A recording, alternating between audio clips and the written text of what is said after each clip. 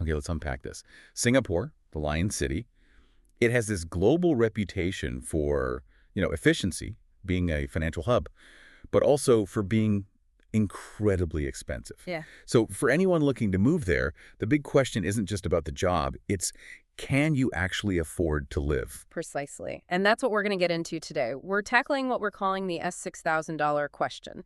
If you land in Singapore with a $6,000 gross monthly salary, are you living a comfortable life, maybe even a luxurious one, or is it just survival? That's the mission. We're going to break down the key financial realities, everything from the rental market, which is just budget crushing, to daily costs, taxes. We really want to give you a clear picture of what that $6,000 figure actually buys you on the ground. And we should say right up front, that number is so elastic. It completely depends on your lifestyle. I mean, $6,000 for a single person, that's one story. Yeah. But $6,000 for a family with kids, that's a whole other ballgame. Okay, so let's set the stage. To understand the expat experience, we first need a baseline. What's happening in the local economy? Right, context is key. The reports all point to the median local gross monthly income being around $4,500. That's sort of the financial center of gravity for residents. But locals have the Central Provident Fund, the CPF, and that changes everything. We have to explain this because it's a huge difference, It's right? a fundamental difference. The CPF isn't just a tax, it's a mandatory savings plan for retirement, for healthcare, and crucially, for housing.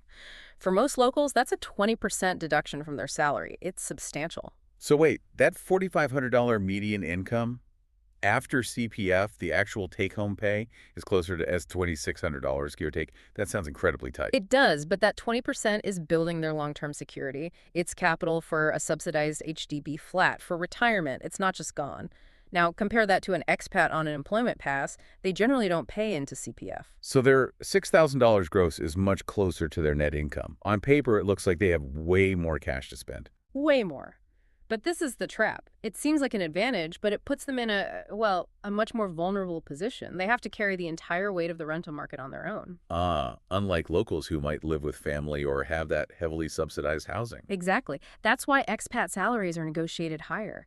That extra $1,500 or $2,000 a month isn't for fun. It's just to cover the difference in housing costs. It's about security, not Yeah. luxury. Which is the perfect segue to the biggest factor of all. The one thing that decides if $6,000 is enough: housing. Rent. It is the absolute budget killer. You really have two main options here: HDB flats and private condominiums. HDBs, that's the public housing. They're modern, they're well-maintained, and they are the smart, budget-friendly choice for someone on this salary. Okay, you say budget-friendly, but what are we actually talking, dollar-wise?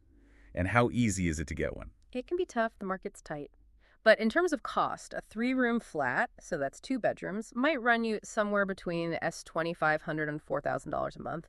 If you can stay at the lower end of that range, you're in a good position. But what if you're used to, the condo lifestyle? You want the pool, the gym, the security. That's where the budget it completely explodes. A small 1-bedroom condo, and not even in a central location, starts at $3,500. And it can easily climb to $5,000 a month. Wow, so if you're paying $5,000 in rent, that $6,000 salary leaves you with just $1,000 for everything else before tax. The math just stops working. And if you need more space, like a 2 or 3-bedroom condo, the numbers are impossible. The reports show those places can easily go for $5,000 to $8,000 a month, or even more. So that's just not an option on this income. And here's the part that I find really unsettling. The market is so unstable. We've seen reports of, 70% rent increases in just a couple of years? It's incredible, and it makes budgeting before you move so dangerous. An apartment that was $3,000 2 years ago could be over $5,000 today. So you could land thinking you have it all figured out and the market has just run away from you. What do? You can't just sign a lease in a panic. You can't. And this is where a smart strategy comes in. The sources really stress this. For professionals just arriving, especially for a work assignment, you might need a temporary solution. Like a service department or something. Yeah. To just get your bearings. Exactly. An extended stay solution. It buys you crucial time. It gives you a stable, comfortable base so you can actually research the market properly and find that HDB or that non-central condo that fits in that $2,500 to $3,500 range. You need a safe harbor from that initial shock. Okay, so let's say you've navigated that minefield. You made the smart choice on housing. Now you have to figure out daily life. Let's start with food. This is where Singapore gives you a choice. It's like a financial fork in the road. On one side, you have the amazing hawker centers. They are your budget lifeline. How cheap are we really talking? We're talking $5 to $10 for a fantastic filling meal, like world-class chicken rice or laksa. If you embrace that culture, the research shows you can manage a monthly food budget of maybe $500 to $1,000. For a single person, that's totally doable. That's a huge saving. But what if you want to cook at home? What do groceries look like? Staples are, well, they're reasonable, a bit more than you might pay in the West. A liter of milk is almost $4, a dozen eggs over $4. The costs really jump when you start buying imported goods, like familiar brands from home. Your grocery bill can inflate really, really quickly. And I imagine eating out at restaurants is another budget killer. Oh, absolutely. A mid-range place, the kind of spot you might go to once a week, could easily be $90 or more for two people. If you stick to Western dining habits, you can burn through another $1,000 a month without even noticing. It's a stark choice. Live like a local or struggle. Okay, next up, transportation. This seems like another area where your choices dictate everything. The MRT and bus system, they're famous for being good. They are an expat's best friend on this budget. The public transit is unbelievably efficient, it's clean, it's comprehensive, and the cost. A monthly pass is about $728. It's a massive financial relief. And on the flip side, owning a car is not just a bad idea on $6,000 a month.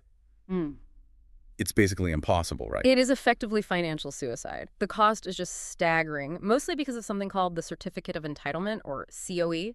It's basically the right to own a car for 10 years, and the certificate itself often costs more than the car. Give us the numbers. The sources said a new car can cost $200,000.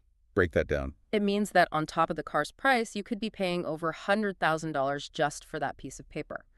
So think about it. If you earn $6,000 a month, that's $72,000 a year. A $200,000 car is almost 3 years of your entire gross salary. It's not happening. So public transport isn't a choice. It's mandatory for survival. 100%. Thankfully, it seems like utilities and phone bills are more manageable. Yes, those are more predictable. Utilities for a standard apartment will be around $200 a month, though your AC use can push that up. Internet is maybe $40 to $60, and mobile plans are actually pretty cheap. These aren't the costs that are going to sink you. Okay, so we've built a picture for a single, disciplined expat.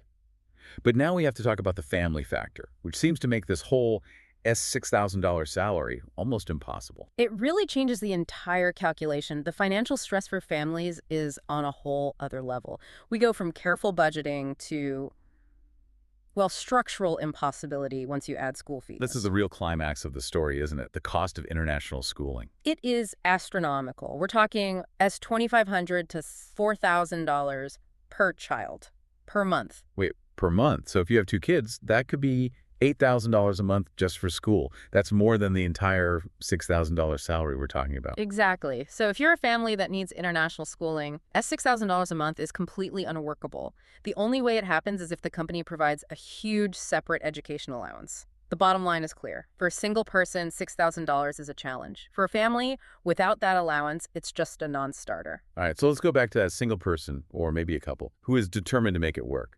Let's lay out a strategic budget. How do they actually do this? Okay, let's break it down. They have to be aggressive on housing and food. Let's say you have $6,000 gross.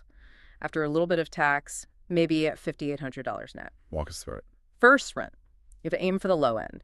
An HDB flat, an outer area condo. Let's budget $2,700. Okay, so almost half the income is gone right there. Correct. Next, food. You live on hawker fare and home cooking. Budget, say, $600, then utilities, internet, phone, another $300, public transport $130. So your essential costs come to $3,730. Right. So that leaves just over $2,000 for everything else: entertainment, savings, emergencies. And the goal, according to the research, should be to save between $1,000 and $1,500 a month. That's a healthy 15 to 25% of your gross income. If you save $1,000, that leaves you about $1,000 for everything else. It's doable, but it is tight. It requires real discipline. And the second you choose a slightly nicer condo, say for $3,500, that $800 difference just wiped out most of your savings goal. The margins are razor thin. That's the core insight. Your financial success hinges entirely on your ability to adopt local habits and let go of certain Western expectations about space and transport. Let's talk about one of the big upsides, though. Yeah. The tax system. Singapore is known for being very favorable to professionals. It is. It's very competitive. They have a progressive income tax system for residents, so it starts at 0% and only goes up to 22% for the very highest earners. For our $6,000 earner, the tax bill will be very manageable. And what about non-residents? Someone on a shorter assignment? They're typically taxed at a flat 15%, or they can use the progressive rates if it works out to be less. This is why your residency status is so important. How do you get tax residency? Generally, it's about being in the country for 183 days or more in a calendar year. But, and this is important, if you're remitting foreign income into Singapore, you absolutely need professional advice. The rules are complex. You can't just assume it's all tax-free. Okay, so let's circle all the way back. The big question. $6,000 a month in Singapore. Is it luxury or is it survival? I think the synthesis is pretty clear. For a single disciplined expat, $6,000 a month is definitely doable. It allows for a comfortable, high-quality life. But, and it's a big but, it is absolutely not luxury. It's stability, it's access to this incredible global city, but it's not opulence. Not at all. The margin is just too thin for frequent fancy dinners or a big apartment. And as we said, for a family with school-age children, it shifts from survival to impossible math without a big allowance from an employer. Rent is the one challenge that looms over everyone. So for you, our listener, if you're thinking about this move, the $6,000 question really becomes a question of what you're willing to trade. And that raises a really interesting final thought. When you're budgeting for a city like Singapore, how much is that world-class public transport actually worth to you? We established that you're forced to use it, which saves you from a $200,000 car. That one fact allows you to comfortably save over $1,000 a month on this salary. So is the high cost of living worth it if it comes with this enforced efficiency that lets you save almost 20% of your income in a safe global hub? Maybe that efficiency is the real hidden luxury.